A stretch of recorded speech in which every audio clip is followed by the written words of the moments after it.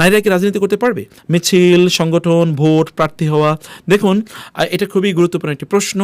আমরা বলি যে ইসলামিক কাজ করা, সামাজিক কল্যাণমূলক কাজ করা, দিনী কাজে নারীরা অংশগ্রহণ করা, এগুলো জায়েজ যদি তারা হিজাব, পর্দা, ফ্রেম এক্সচেঞ্জ ইত্যাদিকে পরিহার করে তারা এটা করে। 2 নম্বর হচ্ছে নারীরা কিন্তু শাসক প্রশাসক হয়, এটা কিন্তু ইসলাম শরিয়া কিন্তু অ্যালাউ করেন। আপনি জানেন মানে আলেমরা কেউ এর বিপরীত কথা বলেন না, সাধারণত অধিকাংশ প্রায় 99% তারা ওই হাদিসটাকে রেফারেন্স হিসেবে গ্রহণ করেন।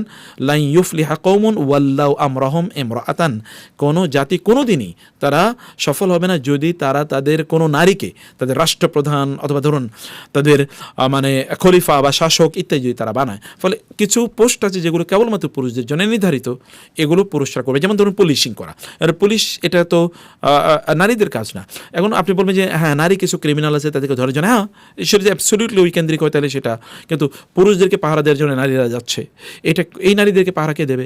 এরকম কিছু কাজ আছে যেগুলো কেবলমাত্র পুরুষদের জন্য প্রয়োজন, এটা নারীদের জন্য প্রয়োজন হয়। কিন্তু আমরা যদি বলি যে সোশ্যাল ওয়ার্ক এটাও যদি তারা করতে পারেন, শর্ত আমরা যেটা বলেছি পর্দা মেনটেন করে তিনি করবেন, তার স্বামীর অনুমোদন লাগবে। এবং 3 নম্বর হচ্ছে যে তিনি তার রবের প্রতি তার যে মৌলিক কাজগুলো আছে এগুলো তিনি মেনটেন করতে হবে পরিপূর্ণভাবে।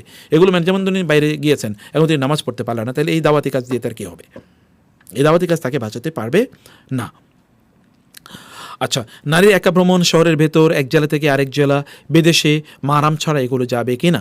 দেখুন নারীর মাহরাম ছাড়া ভ্রমণের ব্যাপারে তো ব্যাপক পরিমাণ হাদিসে একেবারে স্পষ্ট নিষেধাজ্ঞা আছে, আমরা এটা জানি। এখন আমরা যদি আধুনিক পরিস্থিতিতে দেখি যে আপনি যদি ধরেন একেবারে স্বল্প দূরত্ব, যেমন এখান থেকে তিনি একটু হয়তো বা শপিং মলে যাচ্ছেন কোথাও, অথবা তিনি হসপিটালে যাচ্ছেন, অথবা ধরুন এটা দিনের বেলা হচ্ছে, রাতের বেলা না, এবং নিরাপদ পরিবেশে তিনি যাচ্ছেন, দূরত্ব কম, আবার ধরেন দিনের বেলা, আবার ধরেন মানে এই যে নিরাপদ পরিবেশ এরকম যদি হয়, তাইলে তিনি সেই ক্ষেত্রে এটা তিনি করতে পারেন। যেমন ধরুন ঘর থেকে তিনি যদি রাতের বেলা এই তার ঘর থেকে তার বাসা থেকে তিনি একটু সামনে একটা দোকানে যাচ্ছেন, একটা ফর এক্সাম্পল, অথবা একটা হসপিটালে যাচ্ছেন, এটা তার জন্য রিস্কি রাতের বেলা, কারণ অনিরাপদ পরিবেশ। আবার যদি ধরেন দিনের বেলা হয় তাহলে এটাতে কোনো সমস্যা নেই। মানে এ কারণে বলছি যে এই 3টা শর্তের কথা আমরা বলেছি। একটা হচ্ছে যে দূরত্ব খুবই কম, 2 নম্বর হচ্ছে এটা দিনের বেলা হচ্ছে, 3 নম্বর হচ্ছে পরিবেশটা নিরাপদ, তাইলে তিনি মাহরাম ছাড়াও এটা তিনি করতে পারবেন। কিন্তু নারীরা তারা যেন একাকী তাদের ড্রাইভারের সাথে কোনো এরকম লম্বা কোনো অথবা ধরুন এরকম দূরত্বের কোনো জায়গায় যেন তারা না যান, এটা এক।